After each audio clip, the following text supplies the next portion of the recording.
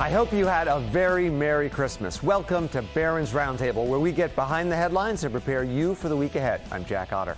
Coming up, Barron's has dropped its top stock picks for the new year. Which companies made the cut and why? Plus, how we beat the market in 2025. But we begin with our expert panel and what surprises might lie ahead for the markets in 2026. On the Barron's Roundtable, my colleagues Ben Levison, Megan Leonard, and Andrew Barry. Ben, as you know and I know, and we often remind readers, the market doesn't actually move on current expectations. That's all built in. What moves the market is surprises. So with that, what's a big surprise in 2026? Well, I'm going to go with the market itself. I think that after 3 years of fantastic gains, I think we actually get a down year in 2026. Not a bad one. Maybe a couple of percentage points. It's a couple things. One is that the AI trade is getting more complicated. It's not this monolithic thing that can just keep pushing stocks higher. And then you have the Fed. The Fed may raise rates or may cut rates again. It may not. It's just hard to know exactly what's going to go on or how much drama there will be around the new Fed chair. And then finally, it's a midterm election year. The second year of the presidential cycle is the weakest for the stock market historically. Usually it's 4 to 5%. I think you just put all that together, you get a small down year for the S&P 500. Yeah, and it may be interesting to see what happens with the midterm elections. I mean, it looks like the Democrats are going to take the House. Even Donald Trump seems to be conceding that. Be interesting to see what the prospect of a divided government means for the markets later on in the year. Okay, so with all this backdrop, Ben, what should investors do? I think you just want to diversify away from the S&P 500. So many of the returns there are linked to AI that you might want to have some Europe in there, some emerging markets, some Japan, get some small caps, maybe some healthcare that has been a laggard this year. I think you just want to have other things besides the S&P 500. All right. You agree, Andrew?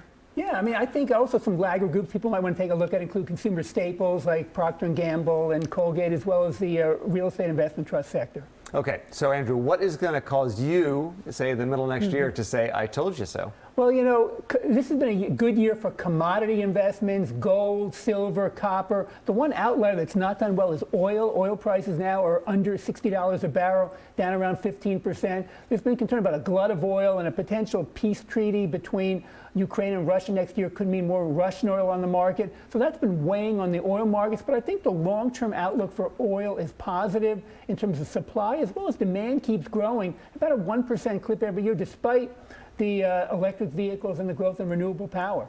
Okay, so if you drive a great big SUV, this is bad news, but it could be good news if you invest properly. What are your best ideas? Well, if you're looking for oil stocks, there are a couple big ETFs you can buy. The best known one is the XLE. That's dominated by Chevron and Exxon, about 40% of that ETF. The XOP, which is the oil and gas exploration ETF. It's a broader one, includes stocks like Diamondback, Conoco, and others. And then if you're looking, one area that's looking strong is natural gas.